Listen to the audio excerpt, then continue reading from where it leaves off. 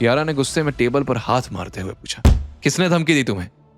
सुनीता ने घबराते हुए जवाब दिया, वो मैं नहीं बता सकती। तभी वेद को एक मैसेज आया, जो तुमने मांगा था वो मिल गया, मैं नीचे इंतजार कर रहा हूं। वेद मन ही मन बोला, ये तो बस मोहरा है, असली खिलाड़ी पर्दे के पीछे है और उसे निकालने के लिए एक और गेम खेलना पड़ेगा। वेद तुरंत उठकर बाहर निकल गया तो कियारा हैरान हो गई कि इतने इंपॉर्टेंट मोमेंट पर यह मीटिंग छोड़कर क्यों जा रहा है। क्या असली धोखेबाज कोई और ही है? कौन कौन इस साजिश में शामिल है? वेद का अगला कदम क्या होगा? किसका मैसेज आया था उसे और वो बाहर किस लिए गया? कैसे एक्सपोज करेगा वेद असली खिलाड़ी को? बोर्ड रूम में एक अजीब सी चुप्पी थी। सुनीता की आंखों से आंसू थमने का नाम ही नहीं ले रहे थे, पर आज पहली बार कियारा की आंखों में दया नहीं, सिर्फ गुस्से की आग थी। सुनीता, अगर तुमने अब भी सच नहीं बोला तो जेल में अकेली सड़ती रहोगी। और वो आदमी जिसने तुम्हें धमकाया, क्या पता वो तुम्हारी बच्ची के साथ क्या करते। ये सुनकर सुनीता कांप उठी। नहीं मैम, ये सब आपके रायजादा फैमिली मेंबर्स का ही प्लान था। ये सुनकर तो पूरा बोर्ड रूम जैसे सन्न रह गया और सबसे बड़ा झटका लगा कियारा को। तब यशवंत तुरंत अपनी सीट से उठ खड़े हुए।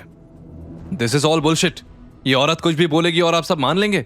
वहीं राघव ने भी हामी भरते हुए कहा, हमारे खिलाफ ये एक साजिश है ताकि हमें कंपनी से हटाया जा सके।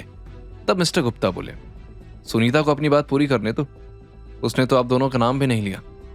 यह सुनकर सुनीता ने तुरंत कहा, मैं सच कह रही हूँ, आप सब जानते हैं कि ये सब करना मेरे अकेले के बस की बात नहीं है। मुझे मैसेज आया कि बस कुछ एंट्रीज बदलनी है, एसेट्स को सस्ते में बेचकर पैसे बाहर के अकाउंट्स में भेजने हैं, शेल कंपनीज में।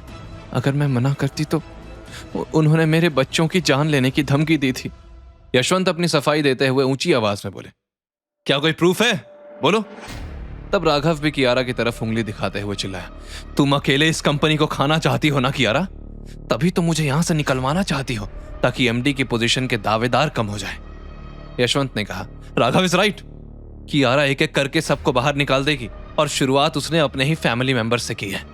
हमें इसकी नहीं बल्कि एक रिस्पॉन्सिबल एक्सपीरियंस्ड एमडी की जरूरत है जो सही फैसले कर सके। ये कहकर यशवंत ने एक डील के पेपर सबको दिखाए जिसमें कियारा के साइन थे। ये डील देखिए, विस्टा ग्रुप्स के साथ हुई यह डील, इसमें हमें 2 करोड़ का लॉस हुआ था, लेकिन इस कंपनी के साथ जब सबरवाल कंपनी ने डील की तो उन्हें बस 20% का फायदा हुआ। इसका मतलब समझे आप? हमें नुकसान हुआ ही नहीं, कियारा ने यह नुकसान दिखाया। राघव और यशवंत की बातों से बोर्ड मेंबर्स इन्फ्लुएंस होने लगे थे। उन्हें इन्फ्लुएंस होते देख कियारा मन ही मन बोले, ये वेद कहाँ चला गया? ये हमेशा ऐसी सिचुएशन को उलट देता है और अब ये ऐन वक्त पर गायब हो गया। When I need him the most। तभी दरवाजा खुला और कियारा एक्साइटेड हो गई, लेकिन अगले ही पल उसका चेहरा उतर गया। सफेद सूट पहने हुए कियारा के चौथे नंबर के चाचा मनोहर रायजादा कॉन्फिडेंट चाल में अंदर आए। उन्हें देखकर यशवंत की आंखों में चमक आ गई, जैसे वो उन्हीं का इंतजार कर रहा हो। यशवंत तुरंत बोला, मनोहर, ये कियारा मुझे फंसा रही है ताकि मुझे बेदखल कर सके।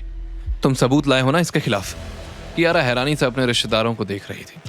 ये वही लोग थे जिन्हें वो अपनी लाइफ का इंपॉर्टेंट हिस्सा मानती थी। मनोहर ने यशवंत का सपोर्ट करते हुए कहा, I have reviewed the situation.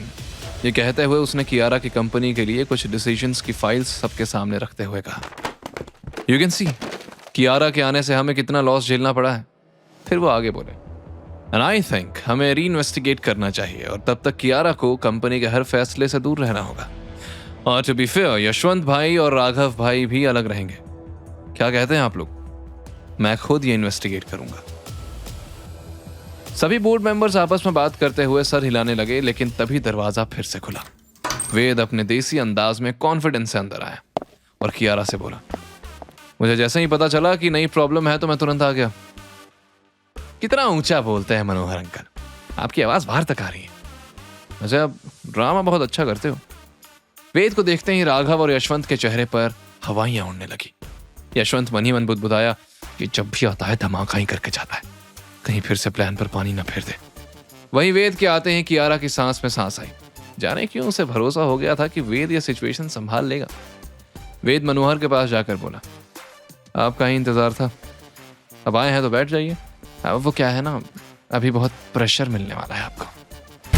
आगे की कहानी जानने के लिए देखें अगला एपिसोड सिर्फ पॉकेट एफएम के यूट्यूब चैनल पर, और के फॉर किंग के सारे एपिसोड्स को सुनने के लिए डिस्क्रिप्शन में दी लिंक से डाउनलोड करें पॉकेट एफएम ऐप।